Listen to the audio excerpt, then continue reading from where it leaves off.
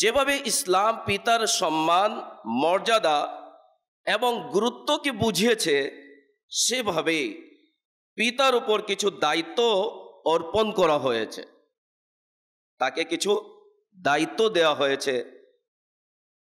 আর সেটি হচ্ছে সন্তানকে সুন্দর দীক্ষা দিয়ে, শিক্ষা দিয়ে, আদব শিখিয়ে, প্রশিক্ষণ দিয়ে তাকে ভালোভাবে গড়ে তোলা, তাকে একজন আদর্শবান সন্তান হিসেবে গড়ে তোলা, সন্তানকে দেশ ও জাতির কল্যাণকামী করে গড়ে তোলা, সমাজের একজন নিষ্ঠাবান ব্যক্তি হিসেবে গড়ে তোলা, দ্বীনের দায়ী হিসেবে গড়ে তোলা। অর্থাৎ পিতার এক দায়িত্ব হচ্ছে নিজের সন্তানকে মুত্তাকি বানানো, পরহেজগার বানানো এবং সঠিক পথে পরিচালিত করা দায়িত্ব হচ্ছে পিতার। কিন্তু দেখা যায় বর্তমান সময়ে প্রায় এই ব্যাপারে আমরা উদাসীন।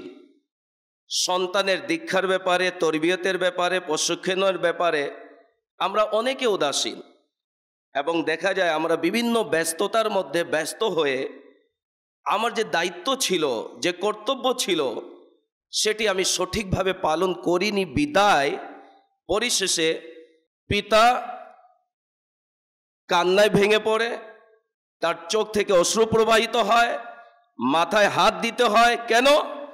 সে নিজের সন্তানকে সঠিকভাবে গড়ে তোলেনি বিদায় তার সন্তান আজকে খারাপ পথে হাঁটতে শুরু করেছে।